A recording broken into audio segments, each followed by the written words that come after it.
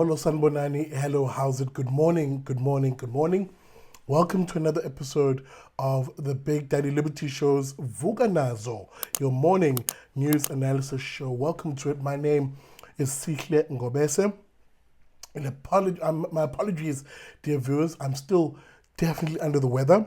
But I decided, hey, let's come to you and actually do this morning show because I know you guys definitely like it. With that being said, welcome to it. Do me a favor, if you want to get in touch with us, find me on my website. That's at www.bigdaddyliberty.com. And of course, all of my social media information is in the descriptor of this video. With that being said, let's get straight into the news. All right, we begin here this morning in Cape Town, where I take you to that central line, which you'll know, of course, has been shut down for quite a while now since, of course, the lockdown. The central line, of course, which sees the passenger rail agency, that's PRASA, doing its level best to try and get it up and running again so that Cape Town finally has trains. Well, that work is being stymied, indeed blocked, by extortionist gangsters who have rocked up on site, often carrying automatic rifles, demanding a, quote, protection fee. Now, these are not small-time gangsters by the looks of things. Indeed, here's an image that made the rounds on social media.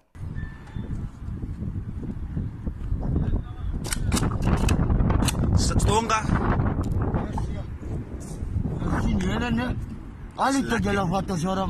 lucky.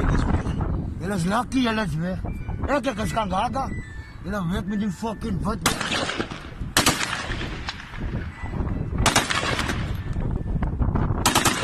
Netsu. Now, of course, you can see that any presence of someone armed like that would make any repair work to the railway line, indeed any contractor trying to do their job, almost impossible, and begs the question, of course, where law enforcement is on this matter. That's where, of course, things are now developing, as the South African Police Service have launched a probe, indeed an inquiry into this issue, with them investigating after PRASA, as the Passenger Rail Agency of South Africa, approaching the police and requesting, that is, their assistance. Police spokesperson in Cape Town, FC van Wyk, had this to say. SAPS spokesperson FC van Wyk said that the police held a meeting with the Passenger Rail Agency of South Africa and the local ward councillor, that's a one Angus Mackenzie, I believe is a DA councillor, regarding the intimidation and the extortion that took place on Monday. Mackenzie, the councillor, said a decision was taken to temporarily halt operations along the line to ensure the safety of workers. This is where it gets interesting. Van Wyk, that's the police spokesperson, so that the contractor did not want to open a case, however, as investigations continued. End of quote. Now, I wouldn't be surprised that the contractor, of course, wouldn't have wanted to open a case, because that contractor likely understands what the rest of us South Africans understand, which is gangsters, the criminal elites, and indeed the petty criminal. From the criminal elite to the petty criminal, it is those individuals who rule the roost in this country. Criminals have an almost carte blanche in this country in doing as they please. And why? Because law enforcement in this country is almost all but non-existent. It exists only in the asshat, the projections, right, that is, and the delusions of a one asshat police minister who likely receives reports like these, but we never see a urgency to the South African Police Service. And this is not, again, I must keep emphasizing this is not to say that police service members, ordinary police officers in this country, are not committed to their job. I've always said this. On this show, we are definitely a big supporter of law enforcement insofar as the hundreds of thousands of police officers who don that uniform, who put those vests on, those bulletproof vests on, and those service pistols and patrol, often going into the darkest of corners, the shadiest of alleys, in order to protect us. Those individuals need our support as ordinary South Africans. It is their management and their political leadership which should see a complete overhaul if we're to get SAPS back onto the ascendancy insofar as fighting crime. Stories like these, of course, are a direct result of the failure of politicians to tackle crime in this country. Don't believe me? Well, let me draw the links for you. These extortion rings that you see developing in the country and gaining such an almost untouchable status, developed by and largely as a consequence of ANC policies, of course, which gave politicians the power to pick winners and losers in South Africa by way of policies like BEE and preferential procurement, of course, which is a component of the BEE law. Preferential procurement simply meaning these politicians having the power to decide what percentage of state business goes into whose hands for whatever reason. And that reason, primarily because of BEE's racial nature, has been, of course, race being used as a metric for dishing out state contracts. So that you now have a situation where ANC members have started the trend, the behavior of extorting businesses and contractors, often through, quote, business forums. And now, of course, everyone will want a slice of that particular pie under this misnomer of radical economic transformation. So, of course, the gangsters in Cape Town will copy what they've seen the political elites, the political criminal elites do. Of course, they'll want their slice of radical economic transformation. And it simply comes down to this. Law enforcement needs to step in, because if it doesn't, and I mean this, if it doesn't, then situations like these will basically mean no development will happen in South Africa. All right, I take you to Johannesburg now in scenes which were, in a weird kind of way, amusing, but at the same time, the implications of them were not that funny at all.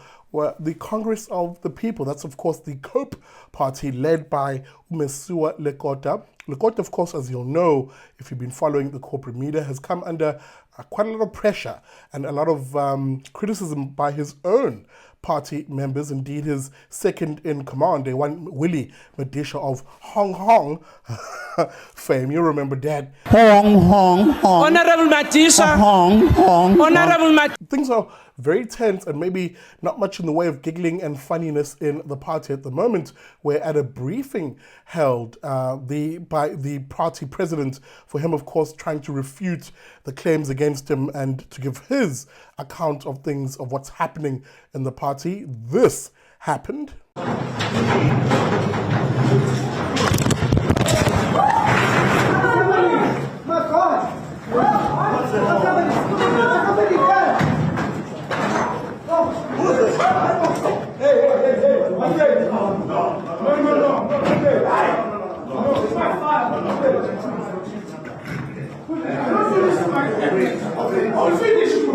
This is my father. Take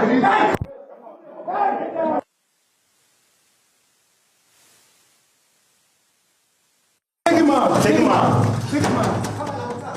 Call the police. Call the police. Yeah, all right, as you can see, things were very tense there indeed, and a piece in the South African basically summarizing those events as follows. While Lekota was, of course, addressing the media, as you saw in that clip I showed you, an unidentified man believed to be a disgruntled party member barged in and can be seen ripping off microphones belonging to various broadcasters who were present, while other party members, of course, sat shocked by what became a fist fight ensuing in the very same room, end of quote. Now, here's the thing. Insofar as COPE itself, these scenes have two implications in a broader sense. Number one, it's insanely demoralizing for what is and has been a trend in the country of people believing, perhaps for the first time in a long time, that what will be a coalition of opposition parties could likely unseat the ANC in 2024.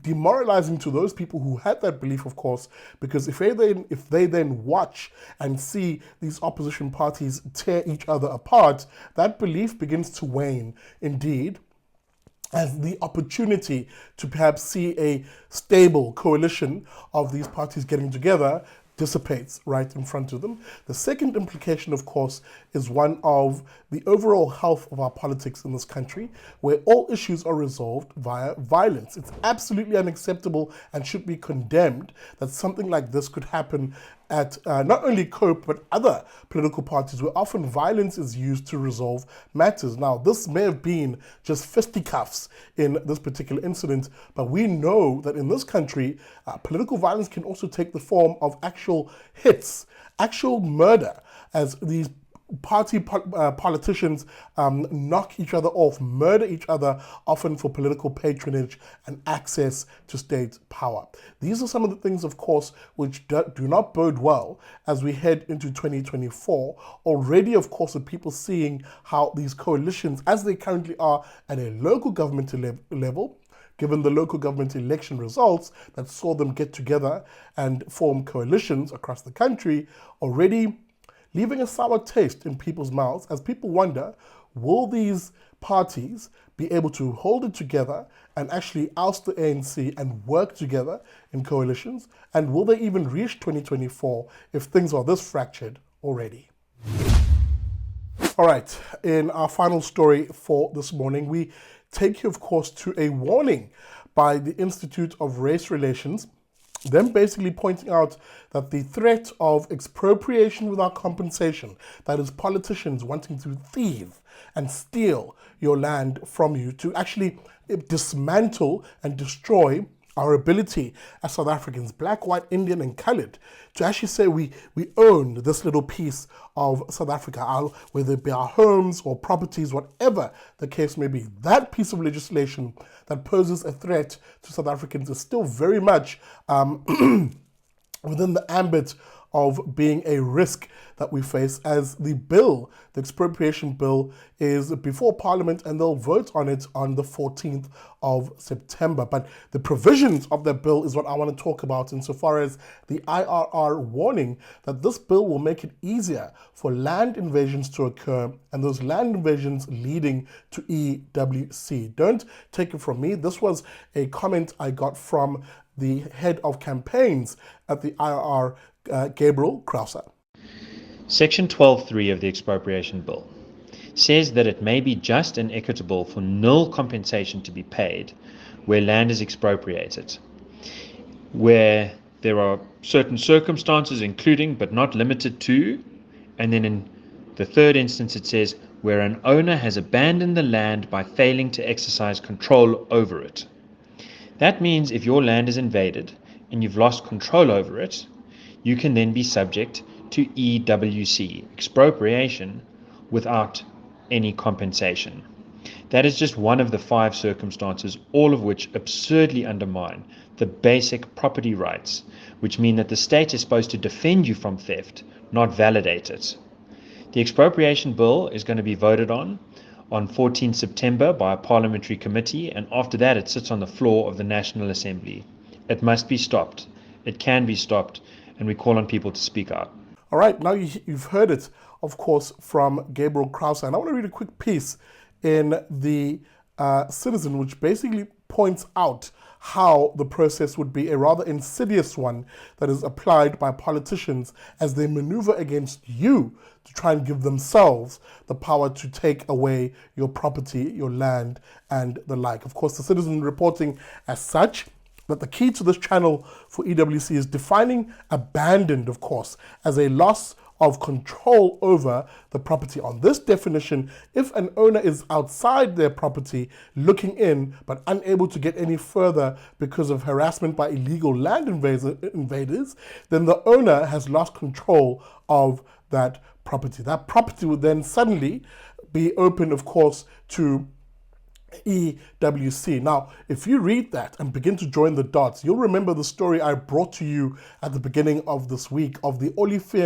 Oliphant-Hotspur land invasion that was led by the EFF. There, of course, the EFF promising thousands of people that it has free land to redistribute for them to come and build their shacks there. Land, of course, which I argued was clearly unsuitable for human habitation, especially as portions of it were directly under high voltage power lines. In that instance, if that were to play out with this bill being law, effectively the mere loss of control of that land would see the owner of that land be subject to it being potentially expropriated without compensation. And why? Because, quote unquote, he had lost control over that land. You can see how this legislation is insidious in its nature and actually pure evil, because it would empower land invaders to literally invade your land, and they can rightly make the argument, if this law were to be passed, that you'd abandoned it or lost control